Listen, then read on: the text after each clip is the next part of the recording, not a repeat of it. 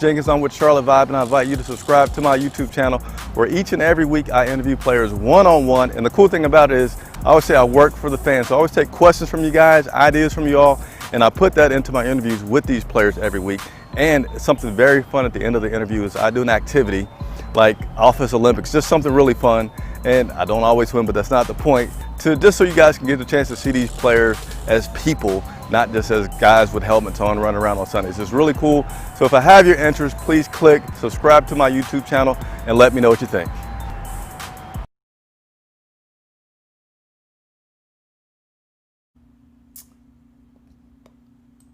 Didn't want to hit the wrong button there and not have any audio or any video. Chris Jenkins, credentialed member of the media, covering the Carolina Panthers for Charlotte Vibe.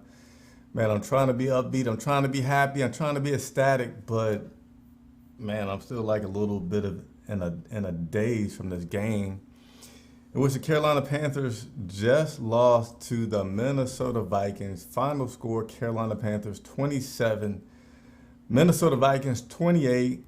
And it is just, it's not the game that you would expect after beating the Detroit Lions 20-0 last week. But nevertheless, let me go through my proper intro. Hey, if you're watching on Facebook or Twitter and you want to interact, I encourage you to jump on over to YouTube. That way I'll be able to see your questions and can answer those for you.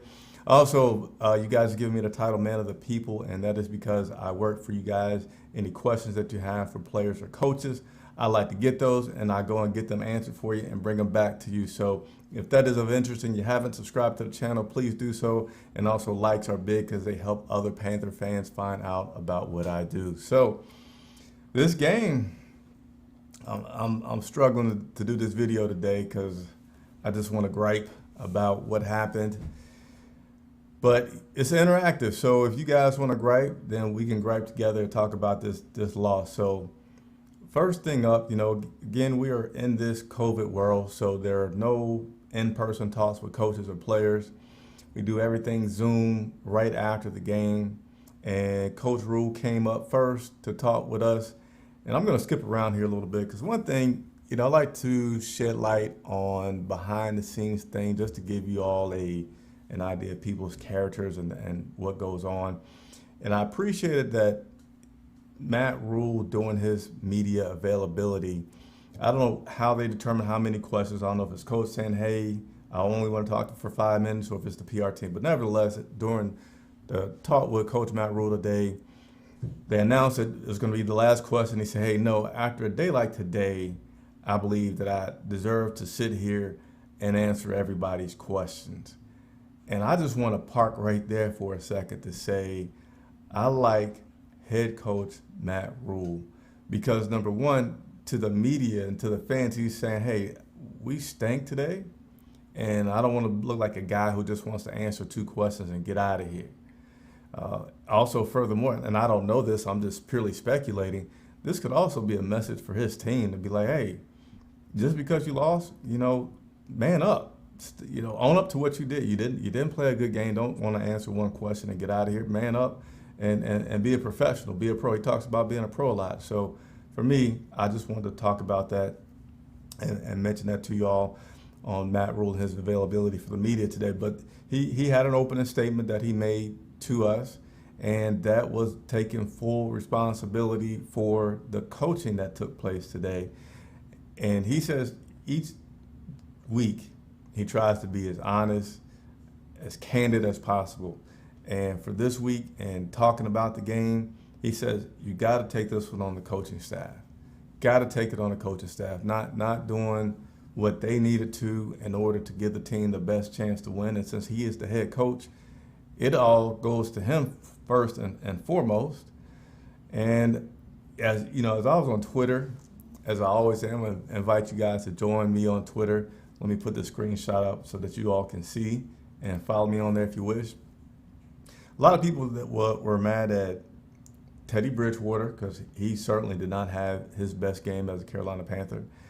And then they were upset with the coaching and the way this game just kind of fell apart at the end, from the way the offense didn't score on that last possession with the attempt to DJ. And then on the time when the Vikings got the ball, how they went 75 yards without a timeout and scored. And there was not any heavy pressure on Kirk Cousins that entire time. So for everybody that had those gripes about that, I think you got to give an attaboy to Coach Matt Rhule for saying, hey, coaching staff, we didn't do our job today. Not at all. A few things about some injuries that happened near the tail end of that game today. So DJ Moore, he was quickly ruled out of the game late when Teddy threw. I haven't went back and looked at the tape, but I don't know why that wasn't a completion to DJ Moore. But DJ Moore hurt his ankle, and Coach Rhule said he did not have any information about that at all. The other thing that we saw was Teddy Bridgewater looking a little hurt. And that was, I think it was about 6 seconds left. He downed the ball and came on out of the game. And, well, they came out and they went and kicked the field goal. So there was, from a coaching standpoint, a very small opportunity to try to say, hey, let's run one more play. Let's get a few more yards to bring this for, I think that was a 54-yarder attempt that he missed. Let me see if I can quickly bring that up so I can be accurate. Oh boy, let's see here. Let's see if I can quickly get to this. There's a 51-yard field goal that Joey Sly missed at the end. Hold on, I'm not looking at the right now. Sorry. 54, okay, officially it was a 54-yard. Appreciate your patience with me getting the right information there. It was a 54-yarder, which is certainly within Joey Sly's range. Did not want to put P.J. Walker in there at the last minute and say, hey, throw a 5-yard out, get us 5 more yards. Just felt like it would have been unfair to him, and that's why Coach Rhule didn't do that. Let instead Joey Sly just come on, attempt a 54-yard field goal, which was terribly wide. I believe technically left for Joey Sly. Now, props to Joey Sly, because each and every week, whether he makes the field goal or misses it, if it's important play that he has something to deal with, he comes on and he talks to the media. Now, he said with that kick that he felt like his foot got caught a little bit on the backswing of that kick, and to attempting that field goal wasn't major, but it was something that was enough to get him off and pull that kick as he did. And, you know, that kick really just started going from the very beginning. It didn't hang straight for too long at all. What else did Coach talk about?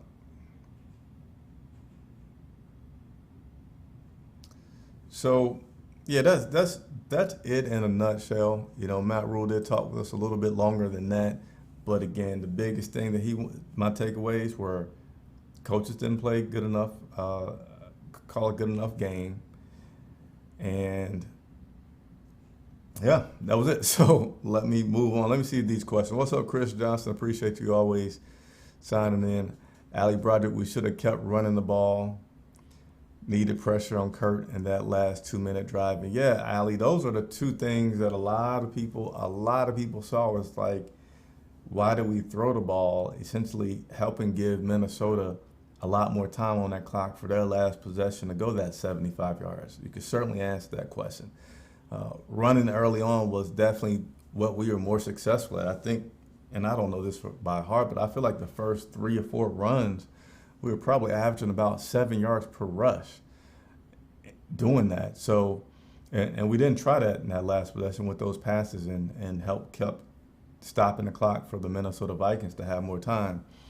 And yeah, pressure on Kurt Warner that last time was just non-existent, and that's not going to help you out too much at all.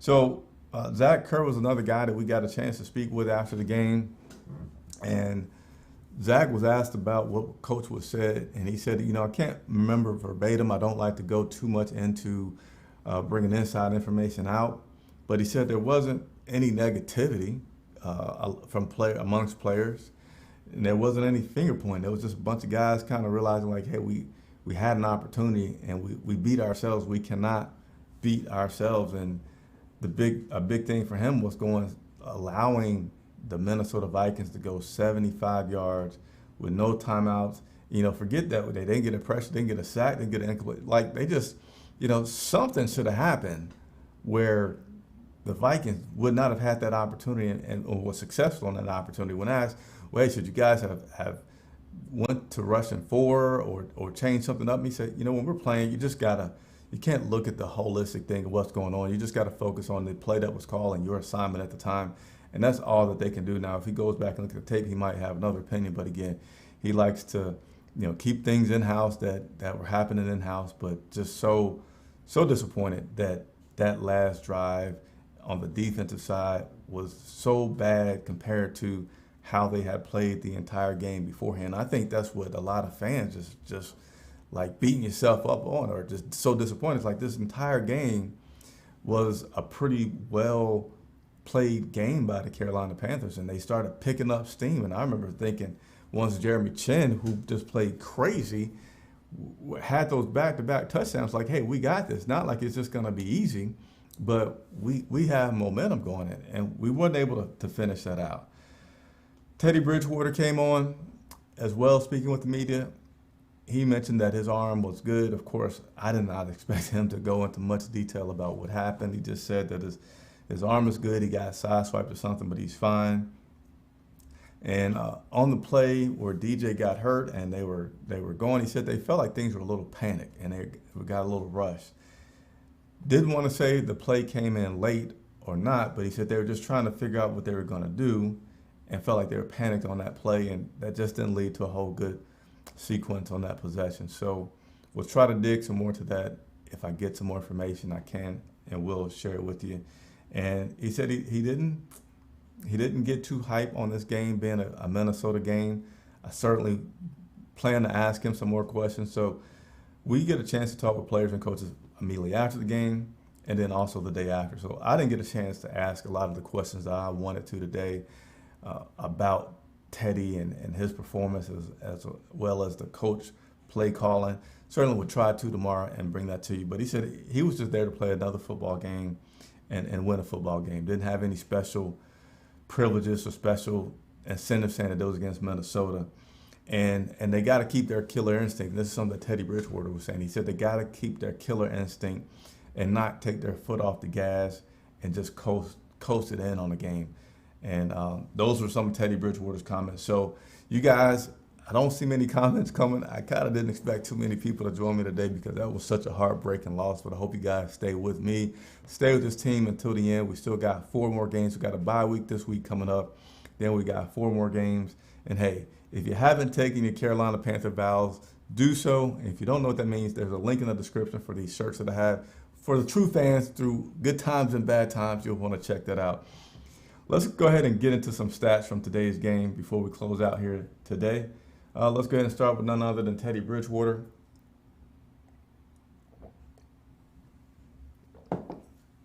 Had to get a drink of water there, but Teddy Bridgewater didn't have a performance that he normally has had. He's been second in the league in completion percentage, and as you can see from this stat right here, nowhere close to that today. 19 of 36 with just basically a 53% rating on his completion percentage. Decent amount of yards, 267, but who's not having a lot of yards in this year's or this modern day NFL? 1 TD, 1 interception. That came in the red zone early on in this game. So we definitely had some missed opportunities today. We had the red zone interception that was thrown by Teddy Bridgewater. We also had the Joey Slye blocked field goal that was only 28 yards. So those right there, potentially 10 points in this game that we didn't get. And but hey, hats off to Jeremy Chin for the way that he played. So that was the performance of Teddy Bridgewater. Gonna move on to the running backs. Get my graphics right. Move on to the running backs here. Mike Davis in this game, 15 carries for 55 yards. Now, I want to point this out, and I definitely want to hear what you all have to say and your comments on this one. Mike Davis had 15 carries to 55 yards. Rodney Smith, 7 carries, 18 yards. Trenton Cannon, 3 carries, 17 yards. Now, what I want to bring to your attention out in this is it seems to me that we're splitting the carries with Mike Davis more and more between the other running backs. And I feel like since we have been doing that, that his performance is going down, down, down. And I don't know why they're doing that. You know, he's capable and he's been doing fine with a larger carry. You know, it seemed like more at the beginning of the season, it was more like Mike Davis is going to get 80% of the running back carries and somebody else will get the other 20%. Now we're seeming to come to where he's getting less. And it seems like the other running backs are getting about 30% of the carries.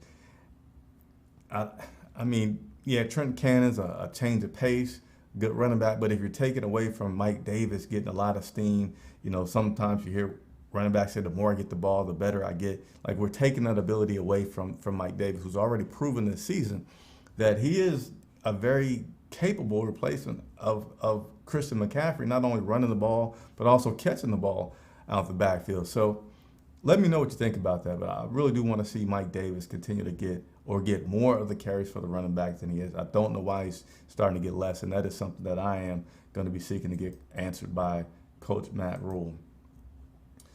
Let's go ahead and move on over to the wide receivers. Robbie Anderson today led all wide receivers with 94 yards, 1 TD. He caught 4 of 7 passes that were coming his way. The triple threat of these guys continues. Curtis Samuel, 5 receptions, 72 yards, 5 targets. DJ Moore, 4 receptions, 61 yards, 9 targets. So if you look at that, DJ Moore had a really good target to completion percentage with PJ Walker. Teddy Bridgewater returns, and that connection goes down a little bit. So that's something that certainly has to be worked on in terms of the DJ Moore, Teddy Bridgewater chemistry. I would like to think that these guys this offseason will spend some time together, getting that same kind of chemistry that Robbie Anderson's getting at. And just saying that I feel like DJ Moore should be catching more of these passes that are coming from Teddy. And sometimes it's Teddy's fault, sometimes it's DJ's fault. But that's something that if it improves just a little bit, because it's not horrible, but if it improves, that's something that could really, really help take this team to the next level. And let's go ahead and move on over to the defensive side of the ball, which there's only one thing that we really, really, really need to talk about on this defensive side. That would be Jeremy Chinn. Is he going to be Defensive Rookie of the Year? I tell you what, if he's not in second place, if he's not in I don't even know what to say. This guy had back-to-back touchdowns. He had 2 touchdowns in the game within 10 seconds. I mean, it took a while just for our offense to be able to come on the field, and we were just growing in the lead. But Jeremy Chinn, not only did he have his 2 TDs, he led the team with tackles, 13.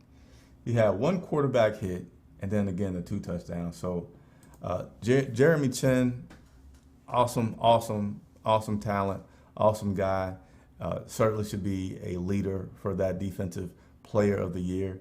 And, it came at a great time because Brian Burns, if you didn't notice, his name wasn't called too many times today. And I don't know what their game plan was for Brian Burns, but they really kept him in check.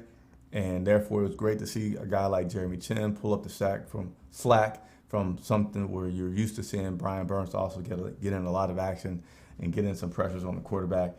And that was something that he was not able to do today. So that'll wrap us up for this post-game show. Let me see if I can get my graphics right for you guys.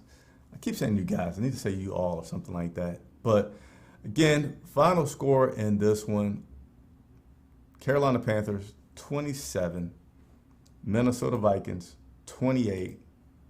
I just thought of some more. They got their 2-point conversion. So that didn't help. I mean, it was just a disappointing game. Late comment here that I'm going to address before I get off of here. And hey, if you guys haven't done so, please consider following me on Twitter and like this video if you are one of the few people that were willing to watch despite that heartbreaking loss. But Locke's main saying that we should tank and go for Trevor to get a new quarterback, but we stuck with Teddy Bridgewater. So that's, what I just wanted to say based off of that is Some people said that, hey, this coaching staff is starting not to care. They're just going ahead and throw it in for the rest of the season so we can get a high draft pick. I hope that's not the case. But hey, Chris Jenkins, credential member for the media for Charlotte Vibe, covering the Carolina Panthers. Thanks as always for tuning in. I will be back on Monday with some more follow-up from this game with Coach Matt Rhule and some other players. If you haven't done so, hit that like button, hit the subscribe, and also the bell notification so that way you can join me when I go live. Enjoy your Sunday.